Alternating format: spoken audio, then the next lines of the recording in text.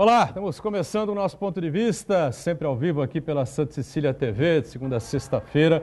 Você acompanha conosco o debate, a discussão, as entrevistas importantes, não é? E os temas que estão sempre na pauta aqui da cidade, da região metropolitana, saúde, educação, meio ambiente, o transporte, a segurança pública.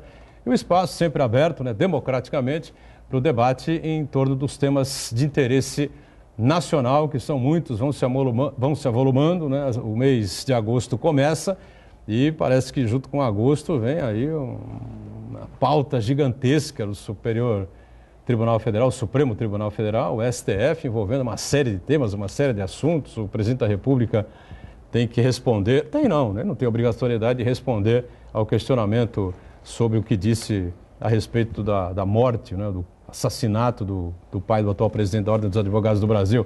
Mas já disse que vai responder, enfim, acho que o Bolsonaro de vez em quando toma um banho de bom senso e equilíbrio, né, se recupera e tenta colocar, ou reequilibrar, né, as bobagens que disse anteriormente, né? Situações complexas, difíceis e que não ajudam o país em absolutamente nada nesse momento. O que ajuda o país é a recuperação econômica, são investimentos importantes, né? E o empresariado, de maneira geral, acreditar que é possível a recuperação, que é possível um país melhor, né? Em cima disso, a gente com prazer recebe nesta edição do Ponto de Vista o Jarbas Vieira Marques Júnior, está aqui ao meu lado, representando aqui a Lide Santos, né? Ele vai explicar direitinho durante o programa, muita gente já conhece, muita gente não, né? O que faz a Lide, não é? Quais são os seus objetivos e, claro, especialmente por que vai ser inaugurada uma sede aqui na cidade de Santos. Prazer recebê-lo. Tudo bem, Jarbas? Muito obrigado. Prazer estar aqui com vocês na bancada. Lá na ponta o nosso Ronaldo Serápicos, sempre atento aí às questões importantes da cidade, da região e do país, né? O Ronaldo é advogado, mais uma vez colabora conosco. Tudo bem, Ronaldo? Prazer revê-lo. Tudo bom, Edgar? Prazer estar de volta ao Ponto de Vista, deixar o meu abraço ao telespectador da TV Santa Cecília e aos nossos participantes, o Marcos, o Chagas, dando as boas-vindas ao Jarbas. O nosso Fernando Chagas, cientista político, mais uma vez colabora e participa aqui do nosso Ponto de Vista, especialista em finanças públicas e que vem aí sempre com um destaque em cima da economia. Vamos ver se é bom ou ruim nesta sexta-feira. Tudo bem, Chagas? Olá, amigos, um abraço a todos. Mais ou menos.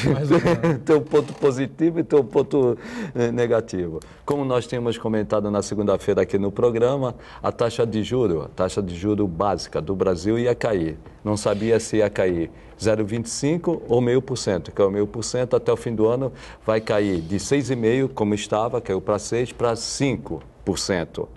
É um número inédito isso, histórico.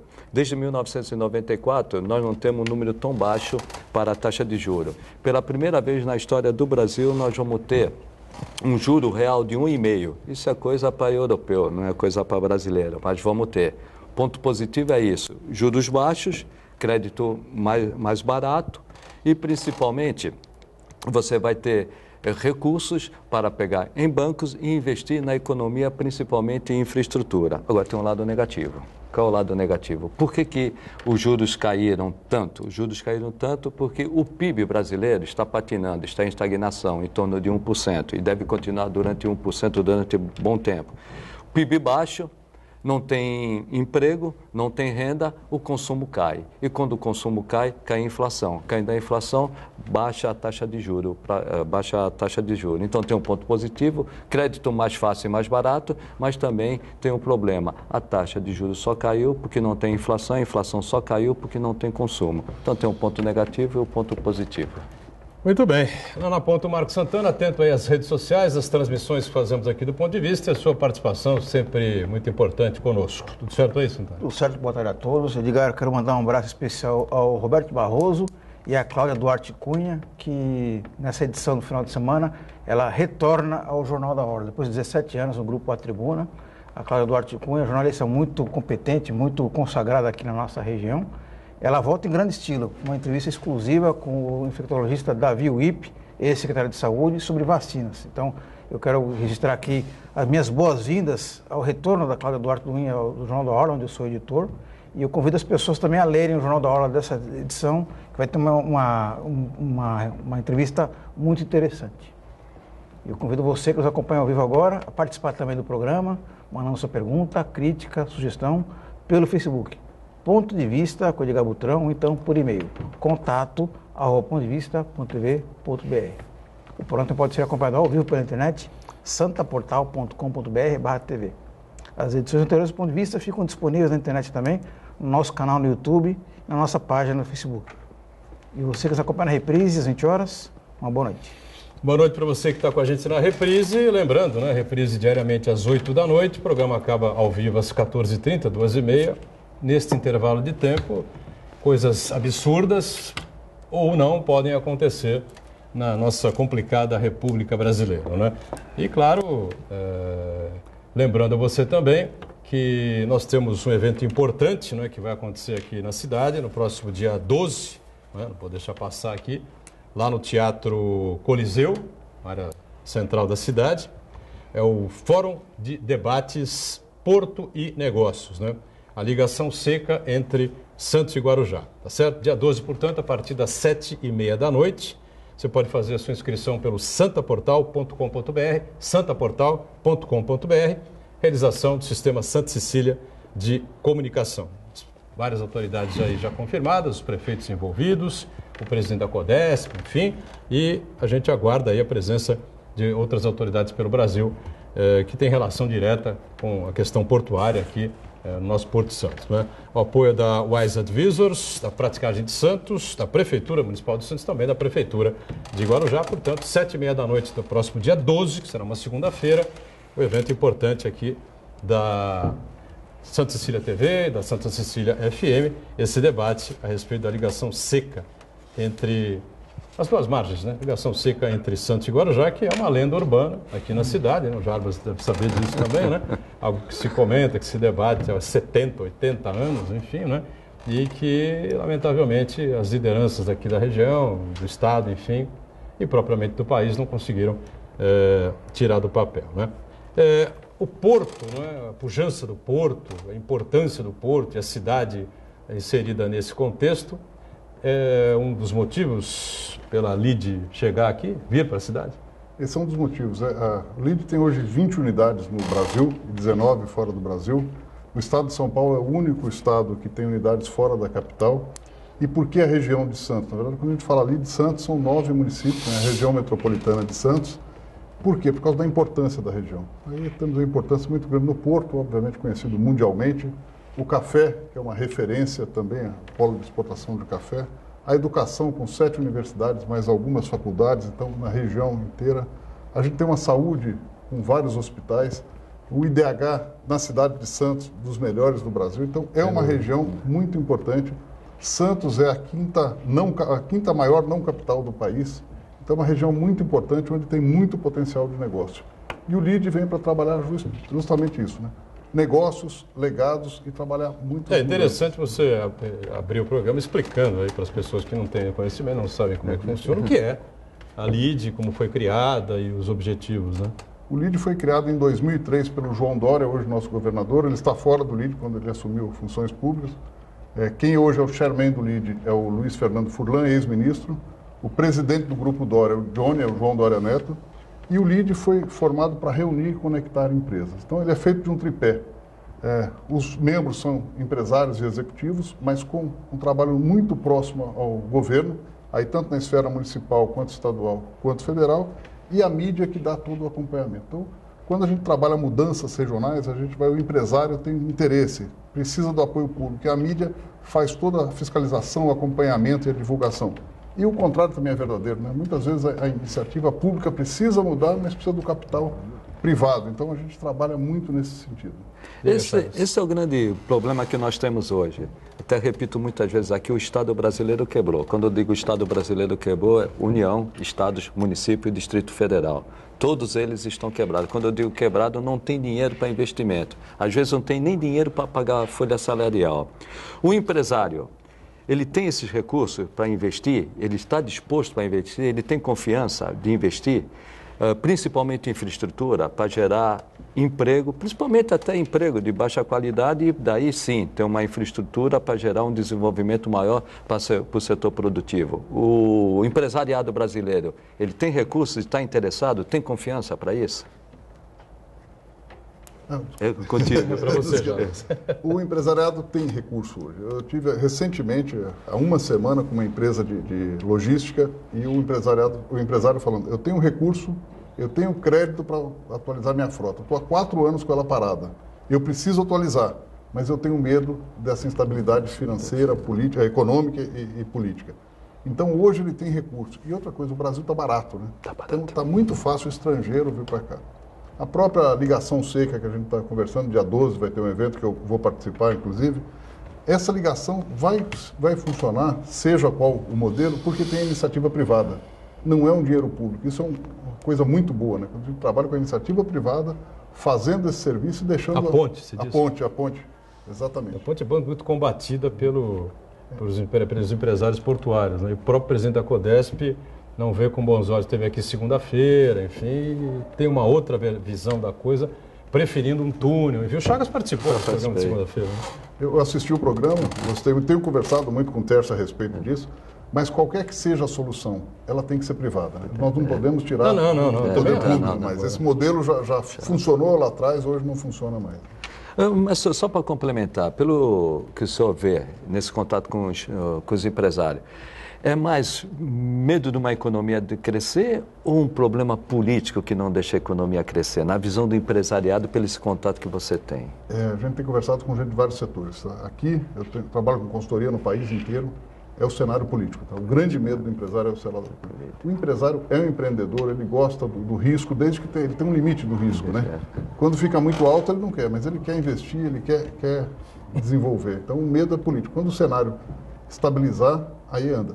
Um dos assuntos que a gente vai trazer, aliás, o assunto do nosso evento é justamente as reformas. Então vem a Joyce Hasselman falar de reforma. Esse é a base para que a gente comece a mudar esse nosso cenário. Lembrando que o Luiz Fernando Furlan foi ministro da presidente Dilma, né?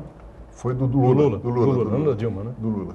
É um evento, você vê que perceba bem que né, nessas áreas, como a gente cansa de dizer aqui, né, os exageros que comete o presidente da República, Jair Bolsonaro. Né? O Furlan é uma figura destacada, né, na sua área, no setor da atividade, e hoje atua num grupo empresarial pilotado pelo João Dória, agora com o João Dória, o Dória Neto, né? Dória filho Neto. do governador.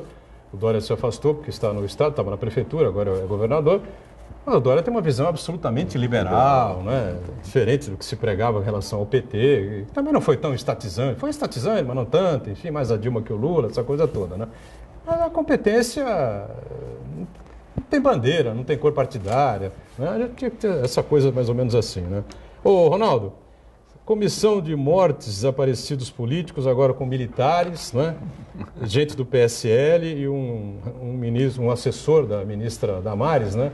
Essa figura sinistra do governo Bolsonaro, Damares Alves, ele que é réu num processo em que ele teria beneficiado a mulher e a cunhada em concurso da prefeitura de Taió, em Santa Catarina, né? Cidade pequenininha, né? Aí o ministro Barroso intima o presidente Bolsonaro, que disse que o pai do presidente da OAB tinha sido morto pelos companheiros e não pela polícia da ditadura ou pelo doicode, enfim. Aí o ministro Fux diz que as provas sobre a atuação dos hackers, enfim, como queria o Sérgio Moro, não podem ser destruídas em hipótese alguma. Aí você tem agora o STF discutindo e debatendo lá o afastamento de Deltan Dallagnol. Tem uma outra pauta que é uma pauta bomba, né, no STF, que eu até acho que não teria absolutamente nada a ver com o STF, devia estar no Congresso, né, que é essa descriminalização do uso de drogas, especialmente a maconha, me parece, né, que vai ser debatida lá. Acho que isso é coisa para o Congresso Nacional discutir e transformar em lei, né, ou não, né, não era caso para o STF. Agora, me parece, né. Com tudo isso, dá para criar, na sua visão, um cenário econômico favorável para o país? Né? Você isso fez, e muito mais. Você fez uma lista tão grande. Resumo, né? Você fez uma lista tão grande que eu já me perdi. Qual foi o primeiro item mesmo? Qual que era o primeiro item? A comissão dos mortos desaparecidos. Então, Bolsonaro em 7, mas em 4. A comissão é que foi o motivo da grosseria, né, que o presidente acabou fazendo. Sabe o que acontece? O Jarbas estava falando aqui da insegurança financeira, política, principalmente a política, né? Muda o cenário, a gente não sabe se as provas são aprovadas ou não. Uma hora o presidente do Congresso diz que está difícil, depois facilita, depois abre, depois muda. A gente nunca sabe se a reforma é aquela mesma.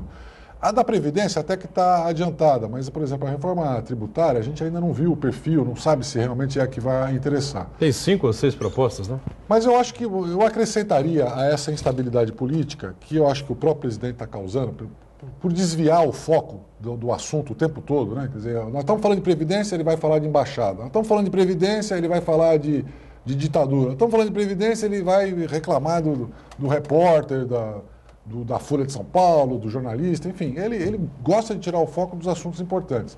Mas além dessas dificuldades, nós temos um problema de insegurança jurídica no Brasil, Jabas, que é muito grave. E essas coisas dão medo. Você vê as principais decisões do Supremo Tribunal Federal nos últimos anos, elas foram 6-5, quer dizer, eles não sabem qual que é a lei. Se você fala, não, essa é a lei, é desse jeito, e está muito claro, é 11-0. Né? 10-1, vai. 6-5 e de vez em quando muda, um pula para lá e muda de ideia, significa que ninguém sabe exatamente o que a lei brasileira significa, nem a Constituição, nem o resto. Então isso gera uma grande insegurança. E esses assuntos que nunca acabam também geram insegurança. O Brasil já acabou essa ditadura faz muito tempo e nós ainda estamos discutindo quem matou quem enterrou quem. Meu Deus do céu, esse assunto já devia estar extinto há muito tempo, né? Então o presidente também faz questão de ressuscitar. A gente gosta de um desequilíbrio, quer dizer, primeiro tivemos comissões muito à esquerda, né, que exageraram, chegaram a fazer de terroristas heróis, isso é uma verdade mesmo, e agora querem fazer o contrário, né, quer dizer que não existiu ditadura, que ninguém foi torturado, que é tudo mentirinha, quer dizer, não, a gente não consegue achar um meio termo para resolver esse assunto, pôr uma pedra e acabar com isso e o Brasil seguir em frente, né? E os assuntos que não deviam ir para o judiciário. Pessoal, eu como advogado, eu vou repudiar as declarações do presidente. Acho que ele foi grosseiro, foi infeliz, não devia ter falado aquilo do presidente da OAB, do pai dele, foi colocar a família no meio, isso não se faz. Agora, isto não é um assunto do Supremo Tribunal Federal. Se toda a grosseria de um líder fosse parar no Supremo Tribunal Federal, cara, não existe pauta para julgar tudo isso. Ele disse que tinha informação, que sabia como foi então, a morte. Isso é um problema pessoal, é um problema pessoal entre o presidente da República e o presidente da OAB, eles que se entendam. Não tem que levar isso para o Supremo Tribunal Federal. Então, nós ocupamos o país, as nossas instituições, com assuntos absurdamente irrelevantes para o grande problema brasileiro, que é sair do buraco, gerar emprego, acabar com a fome. Concordo, claro. As pessoas estão morrendo porque não tem dinheiro para a saúde, não tem dinheiro para comprar remédio, não tem dinheiro para alimentar os seus filhos direito, estão se matando por depressão e os caras estão discutindo lá se teve ou se não teve tortura há 50 anos atrás. Então são umas coisas que eu acho que têm a sua importância, mas não pode ser o foco do país, né? Então essa insegurança jurídica me incomoda. Essa história dos hackers também, para mim, é um outro assunto que, embora seja de interesse público, da forma como está sendo feita, para mim está equivocada. Eu estava brincando com o Marco Santana aqui na entrada do jornal. Falei, se pegarem o meu WhatsApp do Marco Santana e do Chagas, nós vamos 3 presos aqui, não é possível. E fora a tortura de você ficar divulgando. Ó, o material está lá no Supremo, eu também sou contra destruir, acho que ele tem que ser avaliado. Se acharem algum crime, divulga. Fala, olha, achamos aqui nesse material um crime, vamos divulgar. Agora, ficar fazendo esse terrorismo para o país, cada vez é uma manchete diferente, tem vários veículos de comunicação com material, cada um solta de acordo com a sua tiragem. Não, olha, estamos vendendo pouco jornal, solta essa daqui.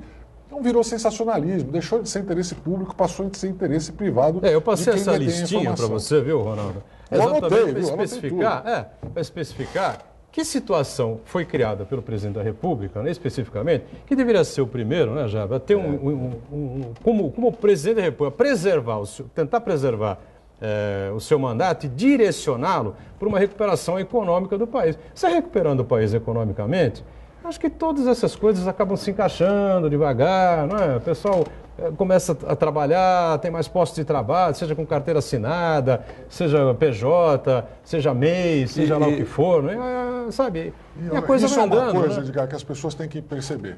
Quem dá o foco não é a mídia. O presidente vive falando, a mídia dá foco. Não. Quem dá o foco é o presidente da República. Claro. A mídia repercute Claro. o que ele tem feito. Ele fala de ditadura, o jornal dá foco na ditadura. Ele fala de bobagem, o jornal dá o foco na bobagem. Ele fala do carnaval, da parada gay, a imprensa. Então quem está dando foco é o presidente. Ele precisa se conscientizar disso. E ele gostou disso. Não, precisa parar com isso. E ele diz que não vai mudar. Ele deu uma entrevista para um jornal do Rio de grande circulação no país, ele disse que não vai mudar. Mas só voltava ao que o Jarbas falou e eu concordo plenamente. Ou a gente dá um rumo político para o Brasil, ou o investidor ele não vai ter confiança e tem recursos hoje. Nós já falamos que os juros caíram.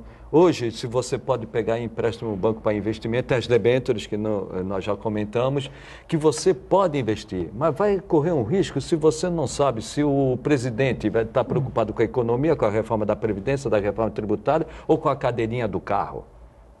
Essa também foi outra... Então fica difícil o empresário ele acreditar que aqui tem segurança jurídica, estabilidade econômica e um bom ambiente de negócio. E o decreto de armas, o decreto das armas, pelo amor de Deus. Ponto 40, metralhadora, fuzil, estava tudo liberado ali naquele decreto. Uma coisa... Estamos em cima do break aí, não sei se o Santana tem alguma coisa a colocar. Não, depois do break, tranquilo. Vamos para um rápido intervalo, já voltamos falando mais aí sobre a atuação da LIDE, né, e a presença dessa importante empresa que reúne, né, grupos empresariais aqui na cidade, na região metropolitana, a partir da semana que vem oficialmente, né? Já voltamos.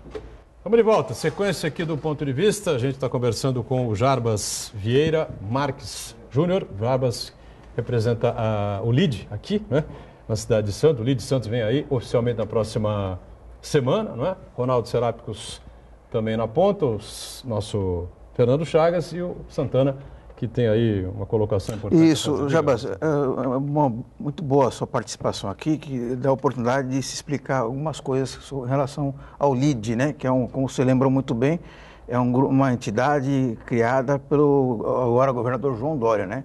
E uma grande acusação que se fazia ao João Dória e ao LIDE especificamente, que na verdade é uma espécie de... se negociava um tráfico de influências, estreitando relações entre empresários e integrantes do poder público, né? O que seria até uma relação meio promíscua. Reunia juízes federais, ministros, deputados, presidentes, ministros do Poder Executivo, presidente da Câmara, num resort 6 estrelas no Nordeste ali. Inclusive até se comentava de que a própria cadeira ao lado do presidente ou do senador, ou do ministro Supremo, era mais cara porque ele teria a oportunidade desse empresário conversar e ter conversas nem tanto republicanas assim, eu vou fazer uma espécie de lobby em relação a isso aí, né? Então eu queria que você soubesse, eu queria que você me respondesse para a gente aqui, qual que é o limite aí dessa relação entre o empresário e o integrante do poder público, seja ele poder executivo, legislativo ou do próprio judiciário, porque muitas vezes muitos ministros do Supremo Tribunal Federal participavam desses eventos muito sofisticados no Nordeste, em resorts. Qual que é o limite para isso daí e como é que a gente pode ter a certeza de que, na verdade, não se está praticando tráfico de influências nesse tipo de evento? Isso está dentro dos princípios do LIDE. Tá? Eu faço parte do LIDE há 1 ano e meio, oficialmente há 2 meses, desde 2 de maio deste ano aqui, que eu tenho um contrato como presidente do LIDE Santos. E a pauta do LIDE de ética e de governança é muito forte. Tanto que o próprio João Dória não pode fazer palestras pelo LIDE. Ele pode ser convidado como governador, mas ele não pode ser um palestrante, como é o caso da Joyce que está vindo aqui. Essa é uma grande preocupação. Obviamente que há divulgação de tudo quanto é tipo, né? Mas estando lá dentro eu conheço muito bem e sei que não funciona. O que faz? Faz aproximação sim, mas é uma aproximação sempre muito correta, muito ética e dentro dos princípios mais democráticos e mais corretos. Agora tem um evento em São Paulo, importante, ou em qualquer lugar do estado ou do Brasil, feito pelo LIDE, né? E o governador de São Paulo, evidentemente, que é convidado para quase tudo, né? E aí o Dória vai e não fala? O Dória pode falar, mas ele não vai como palestrante. Ele faz uma abertura como outros governadores foram. Mas ele não pode ser um palestrante convidado. Convidado pelo LIDE. Por quê? Por causa do compliance da empresa. Por ter sido o fundador do LIDE e hoje está num cargo público. Mas ele participa. Recentemente eu tive um evento com ele, foi com o ministro do governo e ele fez a abertura, participou 15 minutos e depois foi embora. Na sua visão, e principalmente na visão do LIDE, quais são as principais reformas? E como que o LIDE encara essas reformas? Por exemplo, reforma tributária, reforma da Previdência que está para ser aprovada, eu incluiria uma, né? Reforma orçamentária também. Qual a visão sua e do LIDE, ou elas se coincidem? Eu acho que coincidem um pouquinho. Quem vai falar até no dia 9, quem vai falar muito bem vai ser a Joyce a respeito, representando o governo, mas a previdenciária eu acho que é a base para que nós andemos, tá? Porque ela não olha o curtíssimo prazo, mas ela olha para frente. Então, se qualquer coisa que a gente fizer hoje, se daqui a 5, 10 anos a gente não tiver esse resultado, tiver com a previdência da forma que está, a gente não atinge resultados. A tributária eu acho que é uma das mais importantes, mas eu tenho a sensação que a visão do governo para a reforma tributária é diferente da visão da população e do empresariado. São outras reformas completamente diferentes. Mas a gente precisa fazer, reduzir essa nossa carga. Né? Carga tributária. Carga tributária é insustentável. Né? E é interessante que o Jarbas falou, que a gente discute muito. Conceitualmente, eu sou favorável a reunir os 5 tributos, 5 impostos dos estados, municípios e da União num só. Isso em tese. Porém, quando eu sou assessor da Secretaria de Finanças do município de Santos, como assessor da Secretaria do município de Santos, eu sou contra. Por quê? Porque o Santos vai perder o ISS. E diria também, talvez o governador Dória também seja ao contrário. Quando unificar o ICMS, vai deixar de ficar os recursos na origem e para o destino. Então, São Paulo vai perder, Santos vai perder. Então, eu vejo muita dificuldade em passar essa reforma tributária, porque na federação nós vamos ter muitos conflitos de interesse, interesses institucionais. E quem acaba tendo mais peso numa reforma é a região Nordeste, né? Porque ela tem mais governadores, tem mais estados. Então, a gente tem uma... E até por uma questão de equilíbrio, não? O dinheiro está aqui, mas lá tem as necessidades. Então, a gente acaba tendo um peso muito grande, esse equilíbrio. Um país tão grande acaba acontecendo isso. E essa é a minha preocupação. O ICMS deixar de ficar na origem e para o destino. O Nordeste vai ganhar, o Norte vai ganhar, mas São Paulo vai perder. E aí, Ronaldo? Não, em termos de reforma tributária, eu acho que nós temos que achar o equilíbrio. Eu nunca gostei do ICMS. Acho que o formato do ICMS, inclusive, não é justo, é uma acumulação que não se justifica. Eu acho que o equilíbrio é você ter uma parte dos impostos na origem, quer dizer, o produtor recolhe uma parte dos impostos, e uma parte em quem consome. Temos que achar esse equilíbrio, é uma conta.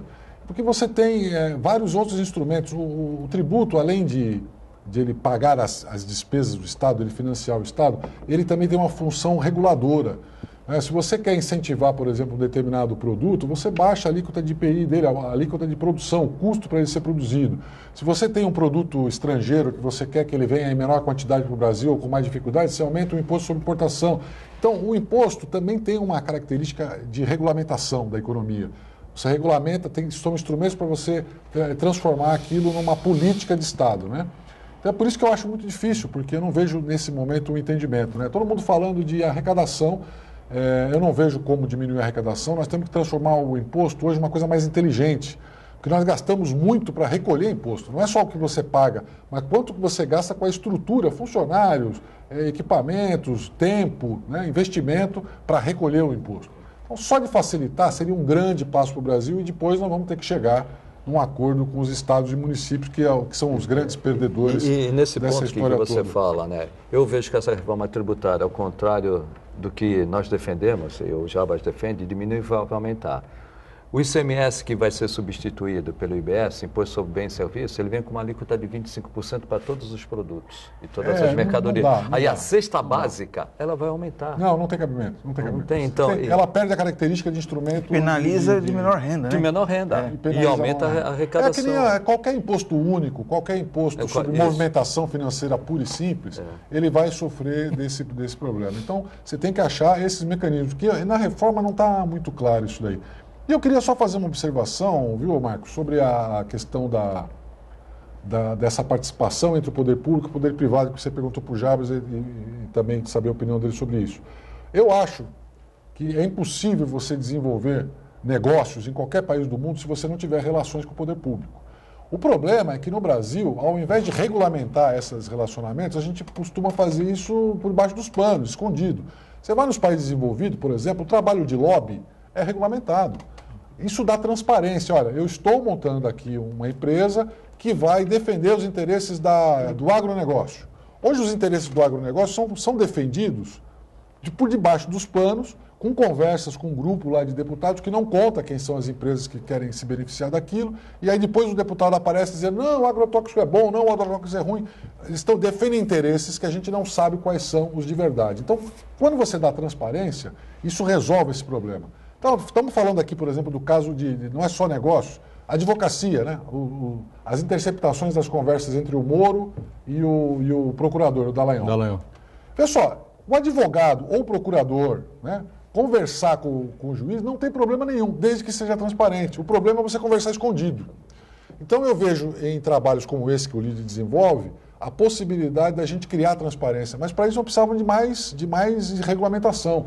É importante que, ao invés de fazer isso na surdina, a gente faça através de canais competentes, regulamentar e mostrar, olha, isso aqui é uma reunião para aproximar o poder público das empresas. Isso estando claro e mostrando o que é, sem as conversas não republicanas, né, porque aí não tem nem o que discutir, mas eu acho que essa aproximação é importante, que não dá para você montar um grande empreendimento. Eu vou falar do Porto de Santos aqui. Como é que você monta um grande empreendimento no Porto de Santos se você não falar com o município, com o Estado e com a União? É impossível, não dá. Vamos combinar que conversas não republicanas acontecem pelo mundo inteiro, tá certo? Exatamente. Ou que o Brasil tem um pouco de excesso, não é? A transparência resolveria uma parte desse problema. Quer dizer, dá publicidade a isso, regulamentar, criar isso como legal, que o Brasil ainda não teve coragem de fazer, porque os políticos não querem, né? E um dos pontos que eu coloquei no início é justamente o tripé que forma o LIDE. É o empresário, é o poder público e é a mídia, porque ela está incentivando as mudanças e está também medindo o controle. Então, todos os eventos têm uma ampla cobertura da mídia. Então, foram convidados para esse evento do dia 9 todos os prefeitos e deputados da região. Então, alguns secretários também foram convidados, o Chagas, inclusive, está entre esse grupo. E a mídia vai estar fazendo uma cobertura muito grande, justamente para ter essa transparência, é muito importante. Agora, como é que funciona, propriamente dito, como é que funcionam esses eventos, né? Como é que vocês escolhem os convidados, como é que os empresários são chamados? Tem uma pauta, enfim, né? Estamos discutindo agora a reforma da Previdência, vamos fazer um evento e tal, e que as pessoas se manifestem para a gente sair aí com o resultado desse evento e pressionar aí o Congresso, qualquer coisa assim. É parecido com isso? Não tem nada a ver? Como é que funciona? Tem um grupo formado no LIDE, são os maiores empregadores da região. Então a gente convida, são empresas convidadas, cada empresa leva 2 pessoas que representam a sua empresa. E dentre essas diversas empresas, tem algumas empresas que são convidadas para um comitê de gestão. Esse comitê é que define quem vem. Quem é mais interessante para a região? É trazer um ministro, é trazer um grande empresário. Então, neste primeiro, era interessante o Furlan pela experiência pública que ele tem e pela liderança no LIDE, e a Joyce, porque neste momento a reforma tributária é o ponto mais importante. A gente já está buscando aí algumas pessoas voltadas à infraestrutura, mais para frente, voltadas ao governo do Estado, mas isso tudo tem um grupo dentro do LIDE que decide quem é a melhor pessoa, quem são os melhores palestrantes. Jaba, nesse sentido, né, você falou em infraestrutura, logística. Santos é muito dependente de infraestrutura e logística por causa do porto. E aqui tem uma discussão, o Botrão falou, ponte, túnel, né? O que é melhor, nada, continuar com a balsa. Mas para juntar a balsa na outra, né? A sua visão, ou a visão principalmente do LIDE em relação à Codesp. Eu acho que a Codesp está num momento muito diferente do que foi a Codesp. Eu acho que ela é uma nova Codesp, que inclusive já não chama mais Codesp, agora eles querem que seja Porto de Santos, com uma visão muito mais contemporânea. Quer dizer, uma visão muito mais de uma empresa leve, de uma instituição leve, e que deixar que a iniciativa privada faça seu papel e ela faz dela. Então, acho que a gente está dando um salto muito grande. Tem um presidente que conhece do riscado, né? Já tem uma certa experiência, não é um lunático aí que vem de helicóptero e cai sentado na presidência, como a gente está acostumado a muitos que foram assim, né? Eu acho que o Bolsonaro acertou em alguns ministérios, ele acertou em alguns, ele fez algumas coisas mais diferentes, mas eu acho que na infraestrutura, e aqui abaixo dele, na Codesp, o Tércio acertou de mão cheia. Então, é uma área que eu acho que vai dar resultados muito bons, mas depende da economia crescer, né? Para que a gente exporte e para que a gente importe também.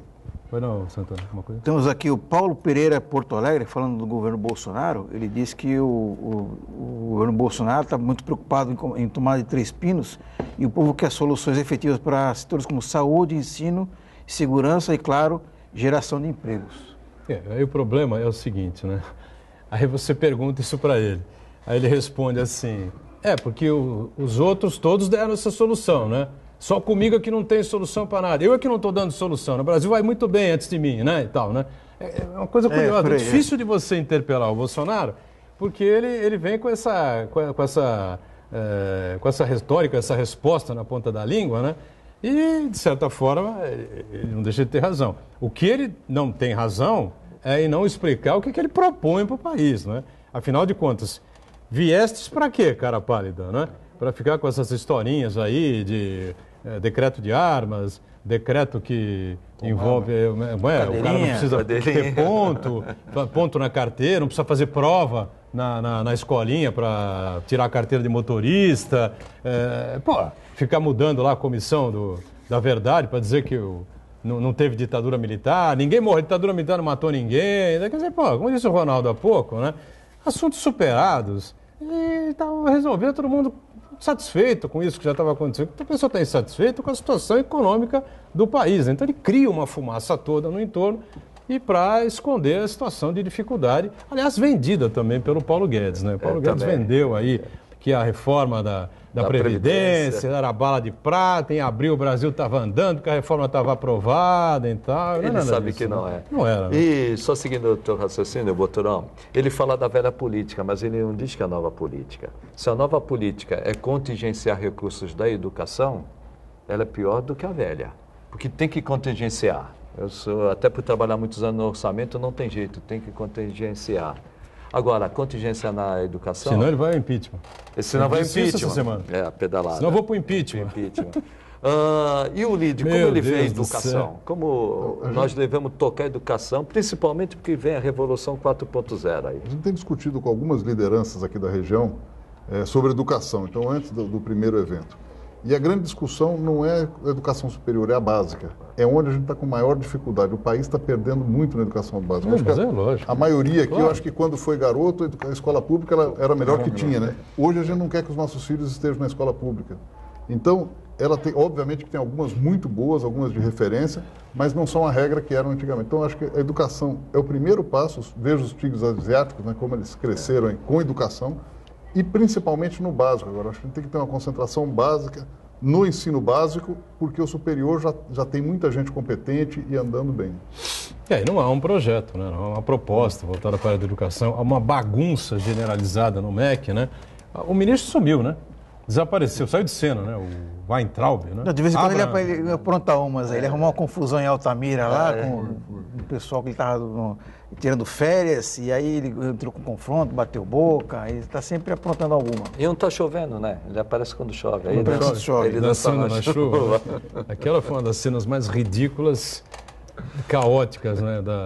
Eu não diria nem da história recente, acho do Brasil, da história recente, da humanidade, né? Como é que pode um ministro de Estado aparecer num vídeo imitando... Ele se envolveu numa polêmica recente agora, não sei se foi ontem ou anteontem, ele deu uma entrevista na Rádio Jovem Pan e ele desmereceu mais uma vez o Paulo Freire. Paulo Freire nada mais é que um educador, que é o cientista social mais reconhecido do Brasil, um dos 5 autores das ciências humanas mais citados no mundo inteiro. A contribuição que ele fez à educação, não só do Brasil, mas do mundo, é uma coisa incontestável. Ele ainda ofendeu o Paulo Freire, quis desmerecer a qualidade do trabalho dele. Muita gente não sabe, mas o sistema de ensino da Noruega, ele é inspirado sim no Paulo Freire. No Brasil ele não foi implantado, né, o método Paulo Freire, mas inspirou vários outros países, inclusive a Noruega e, se não me engano, a Suécia também. Infelizmente, nós tivemos um presidente da República que teve, acho que 80%, 85% de aprovação, né, durante o segundo mandato. Se ele dissesse que essa tampinha aqui é um Alfa Romeo, a chave de um Alfa Romeo, 85% dos brasileiros acreditavam na época, tá certo? Não é verdade? E apoiariam aquilo. O Lula disse que a tampa da BIC serve, liga um Alfa Romeo. Poxa, né, liga uma Ferrari, caramba! Essa caneca aqui é preta, escrita em branco. Nossa, o presidente, ele teve tudo e mais um pouco nas mãos para transformar o Brasil, né? Lamentavelmente, não fez isso. Nós estamos pagando uma conta danada e estamos nessa situação que vivemos hoje, né? Intervalo, voltamos já já. Muito bem, direto e reto lá com o Marcos Santana, participação, o Uriel está com a gente aí, Santana? Isso, o Uriel Vilas Boas, ele pergunta, quando teremos um planejamento de investimentos em pesquisas na criação e fabricação com o uso de nossas matérias-primas? Precisamos reter o valor agregado. Olha, isso é uma das questões mais importantes para o país, né? Parar de vender o café em pó, né? E depois tomar o café solúvel lá que o alemão faz sem 1 grão de café, né? É uma coisa que nos impressiona a todos, a gente não consegue sair disso, né? A gente destruiu a nossa indústria, né? Junto com a indústria vem a pesquisa, né? A única área que nós somos muito competentes é no agronegócio, né? Aí a gente tem o agronegócio desenvolvendo muito, a pesquisa, tanto pública quanto privada, funcionando bem, e o resultado é claro, né? Agora, o que vai ajudar a voltar a pesquisa? É a indústria retomar, porque também é um trabalho mais longo, mais difícil, acho que o Chagas até pode explicar um pouquinho melhor, porque foi destruída lá desde o Fernando Henrique, né? Isso. O que eu vejo na indústria, principalmente, e de início, tem que investir em infraestrutura. Investindo em infraestrutura dá condições da indústria se recuperar, porque ele tem logística, tem porto, tem aeroporto, tem estradas. E também mexer na reforma tributária. Enquanto no Brasil nós tivemos o custo Brasil muito alto, principalmente dos encargos sociais e dos tributos, nós não temos competitividade. O nosso produto, a nossa mercadoria não tem competitividade num mercado globalizado. A globalização está em xeque, mas as transações comerciais elas são globalizadas e nós não temos essa condição de competitividade. E Jarbas, o que eu vejo, vai levar um longo tempo para a gente recuperar a indústria. E a indústria é a que gera o grande emprego, né? Por falar em infraestrutura, a gente citou aqui ontem, eu falei aqui ontem, né, a importância dessa ferrovia Norte-Sul, não é? Sem dúvida nenhuma, inaugurada lá agora o Tremo Leste, Tremo Sul, não estou bem lembrado, pelo presidente Bolsonaro, junto com o governador Caiado de Goiás, e o ex-prefeito Beto Mansur aparecia lá na foto, abraçado ao presidente da República, né, o Beto Mansur, que hoje é um dos principais pecuaristas, né, do estado de Goiás, exportador para o Oriente Médio, os principais exportadores de carne ao Oriente Médio que o Brasil tem, né? Então, me parece que esse tipo de iniciativa realmente é importante, né? Com certeza. E aí, junto disso, quer dizer, quando a gente vai perdendo pesquisa, vai perdendo indústria, a gente vai perdendo o jovem de boa qualificação. Eu tenho visto muitos jovens novos aí saindo do país. A gente precisa começar a rediscutir isso tudo. Então, volta lá no ensino básico, na economia. A economia crescer é chave para tudo, né? A gente tem que ter uma economia pujante. Nós estamos sempre aí, sempre entre as 10 maiores economias do mundo, mas é um dos países com os piores índices de desempenho do mundo. Então, a gente precisa reverter essa situação e trazer esse equilíbrio, né? E Jarbas, seguindo esse raciocínio, você falou em desequilíbrio, né? Como o LIDE vê essa desigualdade social? Nós chegamos a ser, o que se não me falha, 5º ou 6º PIB do mundo, né? Estamos em 10º hoje, né? 9º por aí. Íamos passar a Inglaterra, né? Eu acho que chegou a passar, né? Mas temos essa distribuição de renda muito ruim. Eu acho que tem algumas coisas. O Brasil é muito amplo, são vários Brasis aqui dentro. Eu, como viajo muito com a consultoria, a gente vê um Nordeste e um Norte. Primeiro, entre eles, há uma diferença muito grande. Então, educação, protecionismo. Então, nós estamos num estado que é completamente diferente. O estado de São Paulo sozinho seria a 21ª economia do mundo.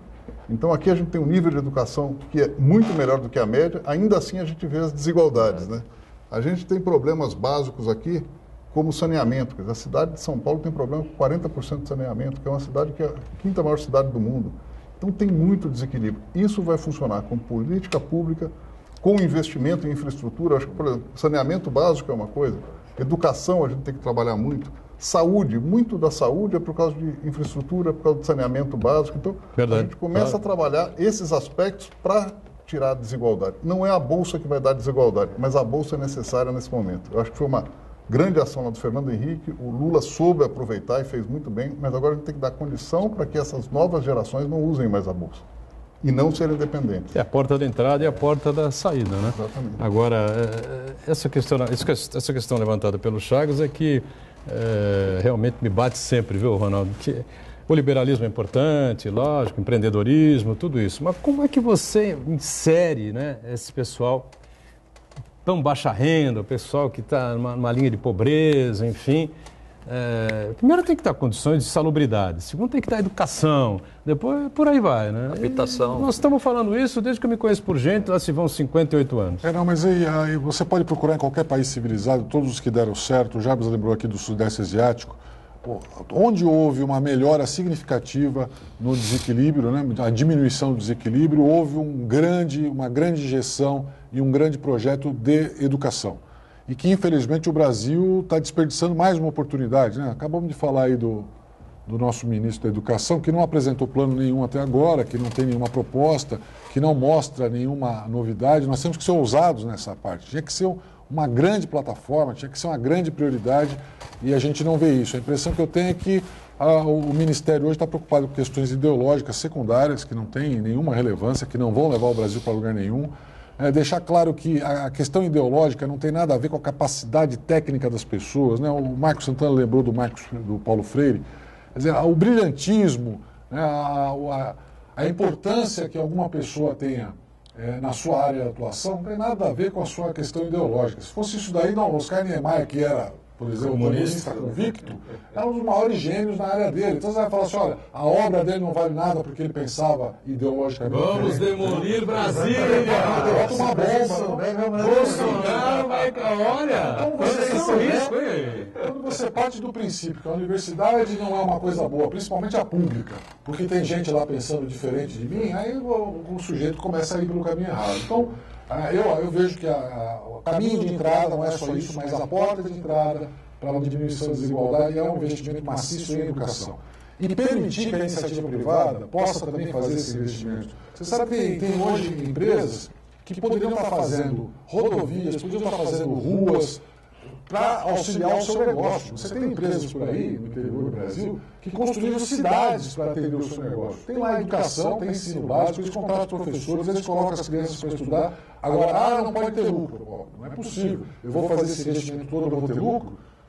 É claro, você permite que uma universidade tenha lucro, que uma escola básica tenha lucro, por que o empresário não pode desenvolver isso e ter lucro? Nós precisamos regulamentar, permitir que se faça. Você sabe que tem cidades do interior de São Paulo que a empresa instalada lá quer construir ruas no entorno e o município não permite porque não há legislação, eles têm medo que amanhã venha o Tribunal de Contas e questione por que você deixou a iniciativa privada fazer isso? Então, o Brasil falta um pouquinho de vontade de resolver os problemas, permitir uma legislação clara para que a iniciativa privada faça os investimentos com tranquilidade e sabe que amanhã não vai perder isso que foi feito. Não existe. A última grande obra de infraestrutura do Brasil foi Itaipu, que agora nós estamos com um problema com o Paraguai.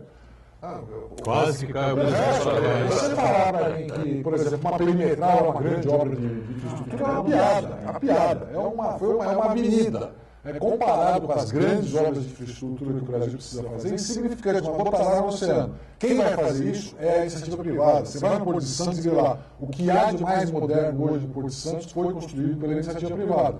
Você precisa criar um ambiente para fazer isso. E a educação vai no mesmo caminho. Nós permitimos, fizemos um plano, que o Brasil tinha um déficit muito grande, gigantesco, de vagas no ensino das universidades. Nós formávamos poucos profissionais com o ensino completo. Hoje falta o básico, precisamos dar condições para que a iniciativa privada cumpra esse papel, preencha esse vazio que existe hoje. E só seguindo o teu raciocínio, tem uma legislação em Santos que permite que o particular faça a reurbanização. Não é todo município que tem. Não. Quando aqui tem o estudo de impacto de vizinhança com base no Estatuto da Cidade. E o particular, quando ele tem um grande empreendimento, hoje não é o poder público, pelo impacto positivo e negativo que se faz. É o poder privado, é a iniciativa privada que faz. E pode até abrir rua se quiser e for necessário. Mas só voltando no investimento, até estava conversando com o Boturão, não tinha entrado no programa. Hoje, a aplicação em renda fixa está caindo. Nós vamos ter, como eu disse, o juro real de 1,5%. Juro real de 1,5% não vai dar aquele rendimento que todos esperavam e o brasileiro estava acostumado. Uma função da Bolsa de Valores é investir, inclusive em infraestrutura. Como você vê, hoje a Bolsa, já que os juros caem, esse investimento em Bolsa de Valores, para que as empresas que são da Comissão de Valores Imobiliários investam. Todo mundo está esperando ter oportunidade para investir. Então, o juros baixos, ter a opção como esse da Bolsa, ter o próprio BNDES, que tem uma discussão da Caixa Prima, ele é fomentador. Obviamente que tem que ter regulamentação, não pode ser só para os escolhidos, mas tem que também estar fomentando e a expectativa do retorno sobre o investimento. Se o juros é baixo, mas eu não enxergo o retorno sobre o investimento, eu não vou trabalhar, eu não vou atuar. E essa união do público e do privado é fundamental para que a gente consiga o público passando as necessidades do privado, fazendo o público controlando, e aí o apoio da mídia para que a gente cresça. E tem que ter esse recurso, né? Precisa do recurso, mas precisa olhar lá na frente, precisa ter segurança. Acho que o governo Bolsonaro se baseou em 3 ministérios, né? Infraestrutura, economia e do Moro. Justiça, obrigado. Mas ele esqueceu a educação. Ele não dá atenção especial. Então, precisa ter uma visão mais ampla de país, de governo, porque aí a gente consegue chegar. Porque não adianta ter um recurso se as empresas não acreditarem, se os próprios estados não acreditarem.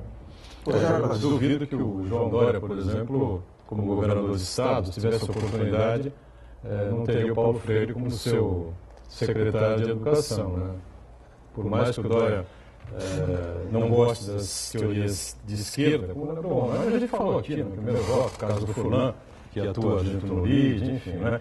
O cara é de esquerda, mas cabeça brilhante, né? Pode apresentar um amplo projeto. Discutimos aqui, na época, o educador do Instituto Ayrton Senna, me fala o nome agora. Mozart Neves. Mozart Neves é um sujeito que conhece o país, conhece a educação, né? É um especialista. O Davi Capistrano é um exemplo disso. Davi Capistrano. Eu não concordava com praticamente nenhuma das ideias do Davi no campo ideológico. Mas é brilhante, inegável. Então, não dá para pegar o plano dele e falar, eu vou jogar no lixo, não quero nem ver, só porque eu penso O Capistrano, ele foi para o governo Covas fazer o projeto Quali. E foi para o Ministério do Serra. O Serra era ministro da Saúde. Ele nomeou, aliás, o Fernando Henrique nomeou, né? O Davi como um cargo importante, uma direção de uma área de... não era infectologia, o Davi era sanitarista. Agora, para fazer justiça, esse garoto, temos que lembrar que o PT também fez isso com brilhantes figuras da direita que... Meirelles, essa é da direita. Então, precisa acabar com essa história que, olha, eu vou eliminar uma boa ideia simplesmente porque eu sou... Não, o Lula chamou Meirelles como presidente, colocou Meirelles depois do Lula, mas antes disso... No Banco Central, Toros, Mesquita, Lisboa... Todos eles. Não vou dizer que são de direita. Não, mas pensamento liberal. Todos. A preocupação é a gente sair do extremo para o Do outro. extremo É isso aí. O Brasil precisava de mudança, talvez no primeiro momento essa estabilidade fosse interessante, mas não é boa para o país. A cultura do brasileiro, não é. O Brasil não é da revolta, o Brasil é do centro, né? Tem uma cultura mais central de equilíbrio.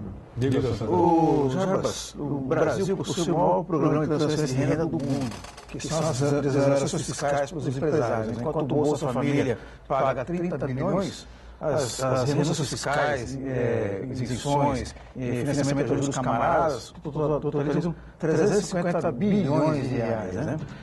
E uma parte disso aí se atribui, os empresários gostam de falar que é a carga tributária, mas a gente sabe muito bem de que a ineficiência de boa parte das empresas, porque elas não investem em pesquisa científica. Né? Então, o capitalismo brasileiro é assim, quando tem lucro, ela privatiza, e quando é prejuízo, ela socializa com todos nós. Né? O meu, o seu, o nosso dinheiro, que acaba cobrindo o rombo dessas empresas ineficientes. Você não acha que está na hora do empresariado, do modo geral, fazer uma meia-culpa e investir mais em pesquisa científica, em inovação, tecnologia, organização de métodos, rever conceitos, rever processos? Você não acha que ainda falta o empresariado, uma boa parte, fazer esse meia-culpa e investir mais? Por exemplo, no Brasil, quem mais investe em tecnologia é o setor financeiro, os bancos, né? Em termos de segurança, em termos de automação de serviços. Para eles. Para eles, porque eles multiplicam ainda mais a sua margem de lucro. E a gente não vê isso em outros setores. Você não acha que está na hora os empresários do setor produtivo olhar melhor para o investimento em pesquisa e inovação? Eu posso falar, eu tenho experiência em mais de 600 projetos em empresas do Brasil inteiro e algumas fora do país. Aqui no Brasil, o empresário tem muita vontade. Tá? O empresário realmente tira leite de pedra. Tem alguns segmentos que ganham dinheiro mais, mas a grande média, no período, esse último ano ganhou dinheiro, mas a regra não é essa. Eles querem isso. Quanto à carga tributária, eu acho que ela é desequilibrada. Tá? Primeiro, porque a gente tem um governo pesado. Então, a gente tem que arrecadar para pagar uma conta pesada no investe em infraestrutura. E não é fácil se desmobilizar, então você tem que fazer com o tempo. Segundo, então é mais ou menos como a carga do trabalhador. Né?